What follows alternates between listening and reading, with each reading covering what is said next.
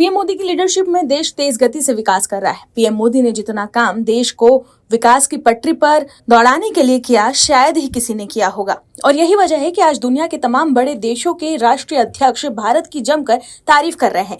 लेकिन फिर भी राहुल गांधी पीएम मोदी पर देश को बेचने का आरोप लगा रहे हैं। लेकिन असलियत क्या है, वो दुनिया के बड़े नेता बता रहे हैं। दरअसल दिल्ली में आयोजित इंडिया एआई इम्पैक्ट समिट 2026 में फ्रांस के राष्ट्रपति मैक्रोन ने भारत की डिजिटल क्रांति और ऑनलाइन पेमेंट की जमकर सराहना की। अपने संबोधन की शुरुआत उन्होंने नमस्ते कहकर की और कहा कि इस शानदार शहर और महान देश में उनका स्वागत करने के लिए वो आभारी है। उन्होंने कहा कि प्रधानमंत्री नरेंद्र मोदी की मेजबानी में आयोजित ये एआई समिट भविष्य की दिशा तय करने वाला मंच है। अपने भाषण में मैक्रोन ने भारत में हुए डिजिटल बदलाव का उदाहरण देते हुए ये कहा कि 10 साल पहले मुंबई का एक सड़क विक्रेता बैंक खाता तक नहीं खोल पाता था, क्योंकि उसके पास ना पता था, ना कागजात और ना ही बैंकिंग सुविधाओं तक पहुंच। उन्होंने बताया कि लेकिन आज वही व्यक्ति अपने मोबाइल फोन से डिजिटल भुगतान स्वीकार कर रहा है। फ्रांस के राष्ट्रपति ने कहा कि भारत ने वो कर दिखाया है जो दुनिया का कोई और देश नहीं कर पाया। उन्होंने कहा कि भारत ने 1.4 अरब लोगों के लिए डिजिटल पहचान प्रणाली बनाई है। ये हर महीने लगभग 20 अरब लेन देन संभालने वाला भुगतान तंत्र तैयार किया है। इसके अलावा 50 करोड़ से अधिक डिजिटल हेल्थ आईडी जारी की है, जिससे स्वास्थ्य सेवाओं को मजबूत आधार मिला है। दर्शकों बता दें कि राहुल गांधी और विपक्ष के लोग जो मोदी सरकार पर निशाना साध रहे हैं, उन्हें फ्रांस के राष्ट्रपति मैक्रोन ने आईना दिखा दिया है। आपको बता दें कि पीएम नरेंद्र मोदी ने गुरुवार को नई दिल्ली के भारत मंडपम में अंतर्राष्ट्रीय स्तर के एआई इम्पैक्ट समिट 2026 का उद्घाटन किया। इस दौरान समिट को संबोधित करते हुए पीएम नरेंद्र मोदी ने एआई को मानव इतिहास का ट्रांसफॉर्मेशन बताया। उन्होंने कहा कि एआई के लिए इंसान सिर्फ डेटा पॉइंट या रोल मटेरियल ना बने, इसलिए एआई को डेमोक्रेटाइज करना ही होगा। पीएम मोदी ने कहा कि इस समिट का भारत में होना भारत के साथ साथ पूरे ग्लोबल साउथ के लिए गर्व का विषय है। दुनिया के 100 से अधिक देशों का प्रतिनिधित्व, दुनिया के कोने कोने से आए महानुभावों इसकी सफलता को नई ऊंचाइयों पर ले जा रहे हैं। वहीं आप दर्शक भी मानते हैं कि पीएम मोदी की लीडरशिप में देश तेज गति से विकास कर रहा है, तो कमेंट में गुड वर्क मोदी जी जरूर लिखें, ताकि विपक्ष को साफ संदेश जाए कि देश के लोग पीएम मोदी के साथ है। इस खबर में बताएंगे आपको सब कुछ कि कैसे कांग्रेस की बढ़ गई है मुश्किलें और राहुल गांधी के लिए कोर्ट से क्या बुरी खबर सामने आई है। सब कुछ बताएंगे डिटेल में, तो बने रहिए हमारे साथ अंत तक और देखिए हमारी खास रिपोर्ट। साथ ही आप दर्शकों से विनम्र निवेदन है कि अगर अब तक आपने चैनल को सब्सक्राइब नहीं किया तो अभी कर लीजिए। दर्शकों, कांग्रेस नेता राशिद अल्वी ने महाराष्ट्र सरकार द्वारा मुसलमानों के 5% आरक्षण को खत्म करने पर कहा कि भारत के अंदर मुसलमान सबसे ज्यादा बेरोजगार हैं और बीजेपी की सरकारें जहां भी है उनका अगर बस चले तो मुसलमानों के साथ जुल्म की हद पार कर दे। कांग्रेस नेता राशिद अल्वी ने कहा कि हिंदुस्तान के अंदर मुसलमान सबसे ज्यादा पिछड़ा और सबसे ज्यादा बेरोजगार है। सबसे ज्यादा जरूरत है उसको आगे लाया जाए, लेकिन बीजेपी अपने समुदाय, अपने वोटर को खुश करने के लिए इस तरीके के कदम उठाती है। उनके पास देश के लिए कोई प्रोग्राम नहीं है सिवाय मुसलमानों पर जुल्म करने के। वहीं तेलंगाना सरकार द्वारा रमजान के महीने में मुस्लिम सरकारी कर्मचारियों को खास छुट्टी दिए जाने पर कांग्रेस नेता ने कहा कि मैं तेलंगाना सरकार को न सिर्फ मुबारकबाद देना चाहता हूं, बल्कि उनका शुक्रिया अदा करना चाहता हूं, क्योंकि उन्होंने समुदाय के जज्बात का ख्याल किया। उन्होंने कहा कि रमजान का पाक महीना है और तमाम सरकारों को चाहिए कि इसके अंदर मुसलमानों को कुछ न कुछ रियायतें देनी चाहिए। बता दें कि महाराष्ट्र की फडणवीस सरकार ने सामाजिक और शैक्षणिक दृष्टिकोण से कमजोर माने जाने वाले मुसलमानों को दिए जा रहे 5% आरक्षण को खत्म कर दिया है। 2014 में कांग्रेस की तत्कालीन सरकार द्वारा ये व्यवस्था लागू की गई थी, लेकिन अब देवेंद्र फडणवीस सरकार ने इस आदेश को रद्द कर दिया है। वहीं हरियाणा में राज्यसभा की 2 सीटों पर 16 मार्च को चुनाव कराने की घोषणा हो चुकी है। विधानसभा के अंदर मौजूदा संख्या बल के हिसाब से तो एक सीट सत्तारूढ़ बीजेपी और दूसरी सीट मुख्य विपक्षी दल कांग्रेस के खाते में जाती हुई नजर आती है। लेकिन ऐसा ही होगा ये कहना मुश्किल है, क्योंकि हरियाणा के राज्यसभा चुनाव में फिर से खेला होने की उम्मीद है। कहा जा रहा है कि बीजेपी इस दफा भी चौंकाएगी। कांग्रेस को क्रॉस वोटिंग की टेंशन हो रही है। वहीं एक इंटरव्यू के दौरान किरण रिजिजू ने कहा कि राहुल गांधी भारत की सुरक्षा के लिए सबसे खतरनाक व्यक्ति बन गए हैं, क्योंकि वो भारत विरोधी ताकतों से जुड़े हैं। वो विदेश और देश में नक्सलियों, उग्रवादियों, विचारकों, जॉर्ज सोरोस जैसे लोगों से मिलते हैं। अब विपक्षी इंडी गठबंधन के दल भी राहुल गांधी की लीडरशिप पर सवाल उठा रहे हैं। पश्चिम बंगाल से लेकर असम तक 5 राज्यों में विधानसभा चुनाव होने हैं। इससे पहले ही कांग्रेस के भीतर खाने विरोध के सुर देखने को मिल रहे हैं। असम में कांग्रेस के वरिष्ठ नेता भूपेंद्र सिंह बोरा ने पार्टी से इस्तीफा दे दिया, तो मणिशंकर अय्यर और पूर्व प्रधानमंत्री मनमोहन सिंह के समय के मीडिया सलाहकार संजय बारू ने इंडिया गठबंधन का नेतृत्व बदलने की वकालत की। पश्चिम बंगाल में पूर्व प्रधानमंत्री मनमोहन सिंह के सलाहकार रहे संजय बारू ने ममता बनर्जी को इंडिया गठबंधन का नेता बनाने की हिमायत कर दी है। वहीं अब उद्धव ठाकरे की पार्टी शिवसेना यूबीटी ने भी कांग्रेस की चिंता बढ़ा दी है, जिसके बाद अब कई सवाल खड़े हो गए हैं। दर्शकों, शिवसेना यूबीटी के मुखपत्र सामना में छपे एक एडिटोरियल के बाद अब इंडिया गठबंधन के अंदर दरारें और बढ़ती नजर आ रही हैं। बुधवार को शिवसेना यूबीटी ने विपक्षी गठबंधन से जागने और कई राज्यों में होने वाले विधानसभा चुनाव से पहले बातचीत करने को कहा है। पार्टी के मुखपत्र सामना के एक एडिटोरियल में कहा गया कि गठबंधन को अपनी स्ट्रेटेजी को कोऑर्डिनेट करने के लिए चुनावों के घोषणा होने तक का इंतजार नहीं करना चाहिए। सामना के इस लेख का टाइटल है अंदर की आवाजों का कंफ्यूजन, ममता, स्टालिन या कोई और। इस लेख में इस बात पर जोर दिया गया कि कांग्रेस पार्टी के अंदर कई आवाजें उभर रही है। इस लेख में यह भी कहा गया कि आज कांग्रेस के अंदर की आवाजें उभर रही है, जिससे कंफ्यूजन पैदा हो रहा है। ये देश के लिए अच्छा संकेत नहीं है। लेख में कहा गया कि 5 राज्यों में असेंबली इलेक्शन आने के साथ इन अंदर की आवाजों ने गड़बड़ी को और बढ़ा दिया है। संपादकीय के मुताबिक अलग अलग राज्यों में गठबंधन के दल एक दूसरे के खिलाफ ही चुनाव लड़ते हुए नजर आ रहे हैं। इसमें पश्चिम बंगाल में तृणमूल और कांग्रेस आमने सामने हैं। वहीं केरल में लेफ्ट और कांग्रेस में भी मुकाबला है।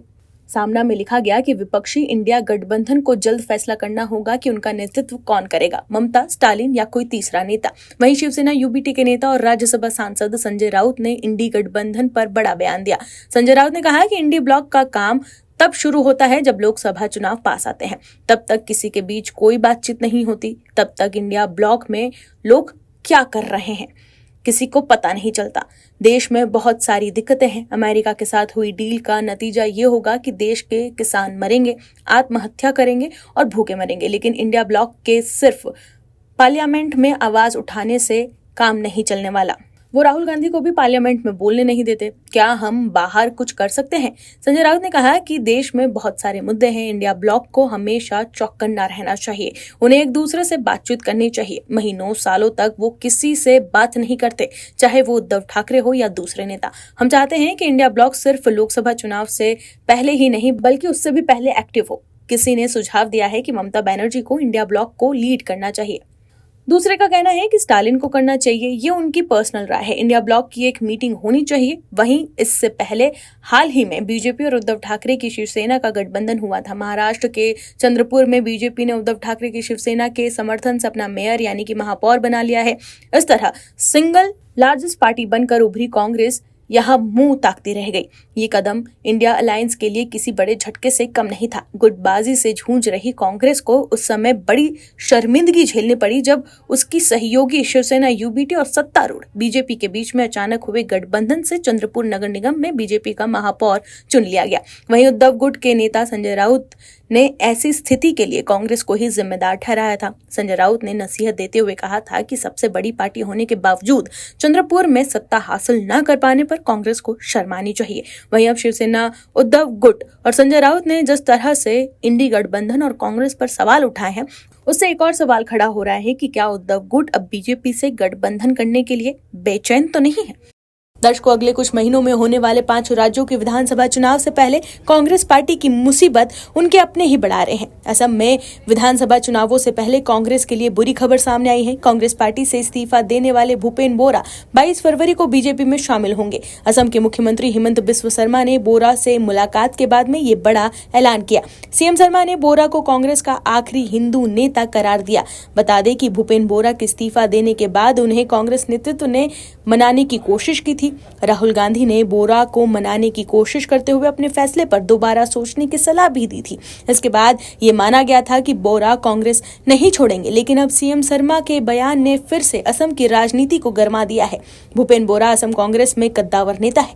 असम के सीएम हिमंत बिस्व शर्मा ने कहा कि इतिहास गवाह है, पैराशूट लैंडिंग करने वाले कांग्रेस नेता के सामने आत्मसमर्पण नहीं किया। मुझे कांग्रेस छोड़ने पर मजबूर किया गया क्योंकि मैंने ऐसे मामले में समझौता किया बिना स्वाभिमान के बारे में सोचा था।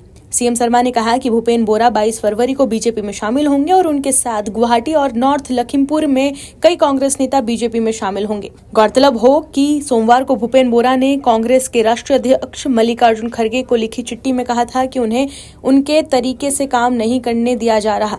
कांग्रेस ने भूपेन बोरा को हटाकर ही कांग्रेस ने गौरव गोगोई को प्रदेश अध्यक्ष बनाया था। सोमवार को गौरव गोगोई भी भूपेन बोरा के घर पहुंचे थे। तब एक बार को लगा था कि सब ठीक है, लेकिन अब बात पलट गई है। वहीं एनडीटीवी के साथ एक्सक्लूसिव बातचीत में भूपेन बोरा ने कांग्रेस पर गंभीर आरोप लगाए हैं। उन्होंने कहा है कि पार्टी के अंदर उनके खिलाफ अभियान चलाया गया।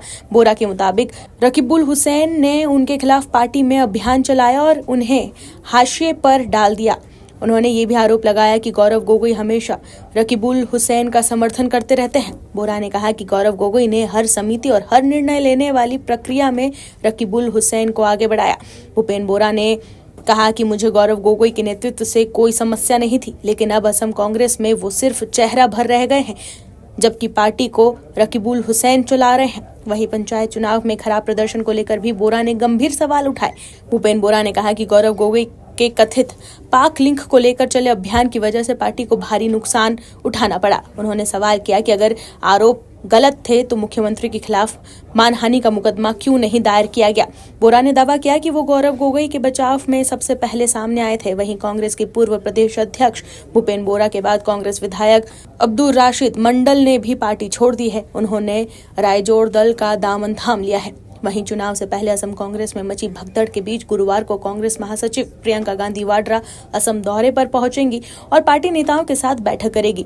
असम कांग्रेस में अंतर्कलह की चुनौतियों के बीच प्रियंका गांधी के राज्य में मौजूदा राजनीतिक हालातों का जायजा लेने की उम्मीद भी जताई जा रही है। असम में विपक्षी पार्टियों में बढ़ते राजनीतिक मंथन और वरिष्ठ नेताओं के कांग्रेस छोड़ने की खबरों के बीच में ये एक अहम दौरा होगा। राहुल गांधी के मनाने पर तो भूपेन बोरा नहीं माने, वहीं अब प्रियंका बचे हुए नेताओं को एकजुट करने असम जा रही हैं। असम चुनाव से पहले भूपेन बोरा का बीजेपी में शामिल होना कांग्रेस के लिए सबसे बड़ा झटका है। कांग्रेस के नेता राहुल गांधी की नागरिकता को लेकर लगातार सवाल उठते रहते हैं। वहीं अब एक बार फिर ब्रिटिश नागरिकता केस में राहुल गांधी की मुश्किलें बढ़ गई हैं। राहुल गांधी की नागरिकता को लेकर चल रहे कानूनी विवाद में एक नया मोड़ आया है। आपको बता दें कि कर्नाटक में बीजेपी के कार्यकर्ता एस विघ्नेश शिशिर ने कांग्रेस के पूर्व अध्यक्ष राहुल गांधी के खिलाफ मुकदमा दर्ज करने और मामले में उनके खिलाफ जांच की मांग करते हुए एमपी-एमएलए कोर्ट में याचिका दायर की थी। याचिकाकर्ता ने आरोप लगाया था कि राहुल गांधी ब्रिटिश नागरिक है और इसलिए उनकी भारतीय नागरिकता रद्द कर दी जानी चाहिए। वहीं तब इस मामले में राहुल गांधी को कोर्ट से राहत मिली। लखनऊ की एमपी-एमएलए कोर्ट ने राहुल गांधी के खिलाफ दायर याचिका खारिज कर दी, लेकिन अब एक और बड़ा ट्विस्ट आ गया है। दर्शकों, दोहरी नागरिकता को लेकर राहुल गांधी पर लगातार सवाल उठते रहते हैं।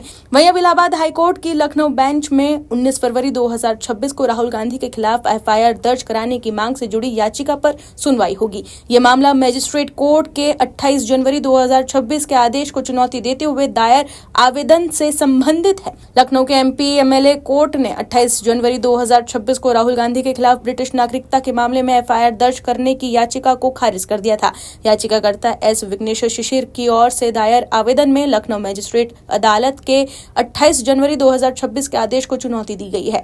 ये आवेदन भारतीय नागरिकता सुरक्षा संहिता की धारा 528 के तहत प्रस्तुत किया गया। वहीं इस मामले की सुनवाई एकल पीठ के रूप में न्यायमूर्ति राजीव सिंह द्वारा की जाएगी। याचिकाकर्ता की ओर से अदालत से अनुरोध किया गया कि संबंधित प्रकरण में प्राथमिकी दर्ज कराने का निर्देश दिया जाए।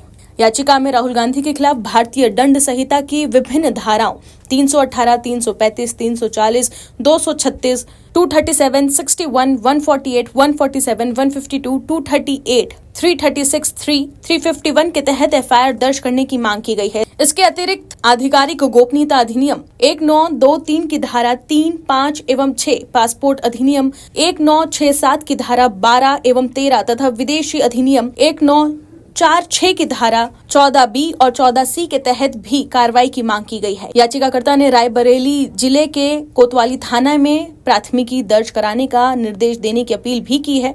दर्शकों को बता दें कि मामला सांसद राहुल गांधी से जुड़ा होने के कारण राजनीतिक और कानूनी हलकों में चर्चा का विषय बना हुआ है। अदालत की सुनवाई के बाद ही स्पष्ट होगा कि आगे की कानूनी प्रक्रिया किस दिशा में आगे बढ़ेगी। फिलहाल हाईकोर्ट की लखनऊ बेंच में इस प्रकरण पर सुनवाई को लेकर सभी की निगाहें टिकी है। दर्शकों, कर्नाटक के नेता विघ्नेश शिशिर ने राहुल गांधी के खिलाफ एक आपराधिक याचिका दायर की है। याचिका में गंभीर आरोप लगाए गए हैं। आरोप है कि राहुल गांधी के पास ब्रिटिश नागरिकता है, जो भारतीय कानून का उल्लंघन है। उन पर फर्जी पासपोर्ट रखने और गलत जानकारी देने का आरोप भी लगाया गया। यह मामला भारतीय नागरिक सुरक्षा संहिता यानी कि BNSS, पासपोर्ट अधिनियम और विदेशी अधिनियम के तहत दर्ज किया गया है। वहीं इसी तरह की एक और याचिका सुब्रमण्यम स्वामी ने भी दिल्ली हाईकोर्ट में दायर की थी, जिसमें राहुल गांधी की नागरिकता रद्द करने की मांग की गई थी। वो राहुल गांधी पर आरोप लगाते रहे कि उन्होंने ब्रिटिश अधिकारियों को सौंपे गए दस्तावेजों में खुद को ब्रिटिश नागरिक घोषित किया है। वहीं इन आरोपों को कांग्रेस के नेता नकार रहे हैं और साजिश के तहत राहुल गांधी और इसे विपक्ष को परेशान करने के लिए दाखिल की जा रही याचिका बता रहे हैं। दर्शकों, भारत का संविधान किसी व्यक्ति को एक ही समय में भारतीय नागरिकता और विदेशी नागरिकता दोनों रखने से रोकता है। वहीं अगर कोई व्यक्ति विदेशी नागरिकता हासिल कर लेता है तो उसका भारतीय पासपोर्ट रखना या उसका इस्तेमाल करना भारतीय पासपोर्ट अधिनियम 1967 के तहत अपराध माना जाता है।